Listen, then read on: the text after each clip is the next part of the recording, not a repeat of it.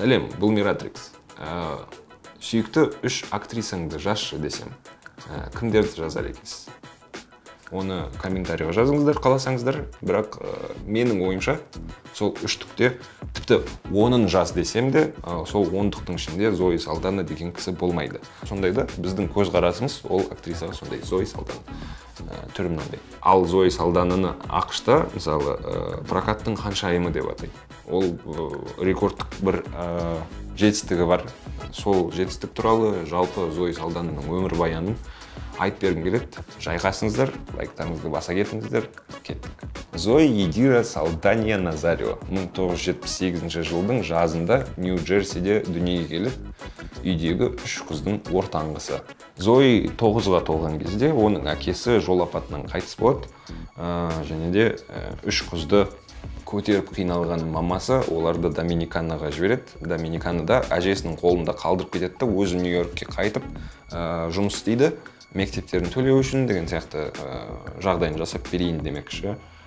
Сөйтіп әжесі 3 қызбен үйде отыра бермейін деп Зои Салдананы биге береді. Сөйтіп ол сахнаға үйреніп қалатыны бар, билеп, және сосын отбасы Нью-Йоркке қайтып келген кезде ол уже сахнаға үйреніп қалған жасөспірімдер театрына кіреді жұмысқа. Содан «Заң мен тәртіп» атты аңыз сериалының бір сериясына түседі де, осы портфолиомен «Авансцена» деген 2000 жылғы фильмде рөл алады. Онда Зои Салдана бишіні ойнайды. Голливуд Зоиды күтіп тұрғандай көрінеді, өйткені келесі жылы-ақ ол бірден 2 жобаға қатысады. Оның бірі, мысалы, «Махаббат вирусы» деген фильм. Ондағы рөлді негізі Алия деген әншіге бермекші болады, бірақ ол қайтыс болады вертолет апатынан, және соның рөлі Зои Салданаға өтеді. Салдананың келесі жобасы «Жол түйістері». Басты рөлде есейіп келе жатқан мега жұлдыз Бритни Спирс. Сыншылар бұл фильмнің тасталғанын шығарғанымен прокатта 12 миллиондық картина 60 миллионнан аса қаражат жинайды. Ал 2003 жылы Кариб теңізінің пираттары деген фильм шығады. Зои кішкентай ғана рөл ойнайды дегенімен қызық. Болашақ прокаттың ең пайдалы актрисасы өзінің тұңғыш франшизасына кіреді. Фильм 654 миллион жинайды. Тағы бір жылдан соң «Терминал» деген фильм шығады. Өз басым қатты жақсы көрем сол фильмді. Көрмесеңіздер, обязательно көріңіздер. Өте жылы, өте андай қарапайым фильмді. Зоидің рөлі қайтадан үлкен емес, бірақ есте қаларлық. Ол Star Trek фильмінің фанатын ойнайды. Шын өмірде де Зои Салдана ғылыми фантастикаға құмар екенін айта кеткен жөн. Осыны есте сақтаңыздар. 2005 жылы тағы бір хит. Кім екенін білесің бе? Онда Зоимен бірге Эштон Кутчер мен Берни Мак ойнайды. Қызығы, келешектегі фильмдерінің бірінде Зои Кутчердің болашақ әйелі Мила Куниспен ойнайды. Ол фильмнің атауы «Секстен кейін». Сөйтіп, бірнеше жыл тәжірибелермен айналысқан Зои Салдананың өмірін 2009 жыл күрт өзгертеді. Зоидің айтуы бойынша ол үйде әпкесінің баласының памперсін ауыстырып жатыр. Бір кезде қоңырау шалынады үйде. Мамасы бар, тұтқаны алып, мейлі дейді бүйтіп. Зои, саған Джеймс Кэмерон деген кісі хабарласып отыр. Сондай үйіне хабарласа салады да Джеймс Кэмерон. Осылайша «Аватар» жобасында Нейтиридің рөлін алған Салдана өміріне бірінші рет 2 миллиардтан астам ақша жинайтын фильмге түседі. Оның кейіпкерін компьютермен салған, дегенмен ол рөл үшін Зои спортпен айналысып, арнайы садақпен атуға қатысқан екен. «Аватардан» кейін Джеймс Кэмеронның көмегімен Зои сүйікті ғаламына түседі. Star Trek-тің фанатын ойнаған Салдана Star Trek мүшесіне айналады. Осылайша Салдана прокатты өзіне бағындыра бастайды, және Зои қатысқан фильмдер күшті касса жинайтынын байқаған продюсерлер тізіліп артынан тұра қалады да, содан 2010 жылы Зои Салдана бірден 4 фильмге түседі, бірақ 4-еуі де есте қалатын нәрсесі жоқ фильмдерді шықты, кетті деген сияқты. Олардың атауында Википедиясыз, мысалы, еске түсірамайсың. 2012 жылы «Сөздер» атты драма шығады. Онда Зои Брэдли Купермен танысады да, екеуі жұп құрады. Небәрі 2 айға. Араға 2 жыл салып, Зои мен Брэдли қайттан жолдары түйіседі. Олардың негізі түйіспейді, бірақ түйіседі. Қазір түсіндірем. 2014 жылы «Галактика сақшылар» шығады. Онда Салдана Гамораны ойнаса, Брэдли Купер ракетаны дубляждайды. Яғни Купер түсірілім алаңына болған жоқ, жолдары түйіспеді. Дегенмен екеуі бір командада. Айтпақшы, Гамораның гримін 5 сағат бойы салған, ойлап көріңізші. Таңғы 5-те тұрады, Зои Салдана жұмысқа келеді, 5 сағат өйстіп орындықта отырады, оны селенкамен жағады. Сен 5 сағат бойы шаршап қаласың ғой, орындықта отыра берсең де. Ал Крис Праттар ар жақта ұйықтап жатыр. Мысалы да, Крис Пратт туралы мынау видеодан көрсеңіздер болады. Айтпақшы.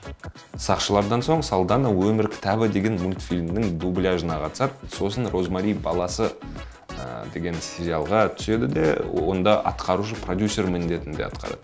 Оған қоса 2014 жылы Зои егіз туады, олар шала туылады.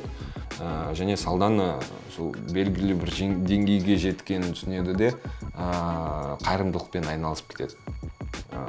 Ол шала туылғандарға арналған арнайы бір жабдық құралдарды сатып алуға көмектеседі. Жалпы айтқанда Зоидің мінезі өте андай сыпайы, жұртқа көмектесуді жақсы көретін адам көрінеді. Өйткені жас кезінде ол Бургер Кингте жұмыс істегенде оны бірнеше рет жұмыстан шығарған, өйткені ол үйсіздерді тамақтандырады екен да, сол Бургер Кингтен. Дегенмен оны қайтып ала берген жұмысқа, ол аналарды тамақ бере берген үйсіздерге. Сондай бір қызықты момент болды. Сосын уже аты шыққан кезде бір жол апатына куәгер болады да, Зои Салдана. Сөйтіп, зақымданған әйелді машинадан шығаруға көмектеседі. Сосын скор шақырады, сондай бір адамдарға жалпы көмектесетін өте бір мерейлі, әрі сыпайы адам десек болады. Актерлік мансабына оралсақ, 2015 жылы «Нина» деген фильм шығады. Онда Салдана әйгілі Нина Симон атты әншіні сомдайды. Кейпіне қаттырақ ұқсайын деп Салдана гриммен мұрнын үлкейтеді де, қаралау макияж қолданады. Сөйтіп, Нина Симонның қызын қатты ренжітіп алады. Зои бәрін түсініп, кешірім сұрайды. Фильм шықты, бәрі нормально.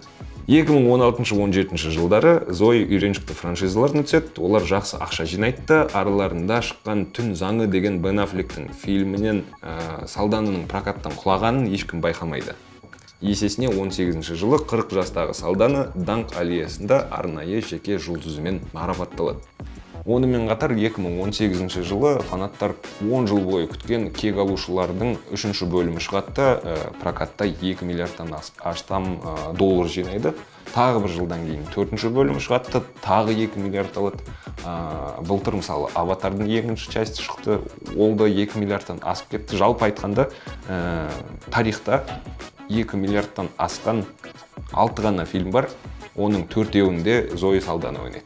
2-еуінде көк түсті, 2-еуінде жасыл түсті. Әрине, ол фильмдерден басқа «Адам жобасы» мен «Амстердам» деген прокаттан құлаған немесе тіпті шықпаған фильмдер бар. Бірақ олар Салдананың мансабына зақым тигізбейді. Зақым тигізе де алмайтын сияқты, өйткені Аватардың әлі 3 бөлімі шығады келешекте. Олар 2031 жылға дейін жоспарланып қойған. Жалпы Зои кезінде бір бизнесменмен жұп құрған, және де одан үйренгені көп сияқты. Өйткені әпке қарындастарымен ашқан продюсерлік компаниясы бар, Adidaspен бірлескен киім желісі бар, топтамасы, латын тілді жастарға арнаған стриминг платформасы бар Зои Салдананың. Айтпақшы, кинодан бөлек Зои клиптерге түскенді ұнатады. Сиенің Free Me атты клипінде түсіп, ВИЧ ауруына назар аудартпақ болды кезінде. Одан басқа Дрейк пен Алиша Кистің клиптеріне түскені бар. Осындай қарапайым рекордсмен студияларына 10 миллиардтан астам ақша алып келген актриса, 3 баланың анасы, адал жар деген сияқты. Айтпақшы, оның күйеуі феминист, және ол Салдананың фамилиясын өзіне алды, яғни оның есімі Марко Перего Салдана. Бірақ оның сендерге не керегі бар білмеймін. Осы жерден тоқтай салайын. Көріскенше.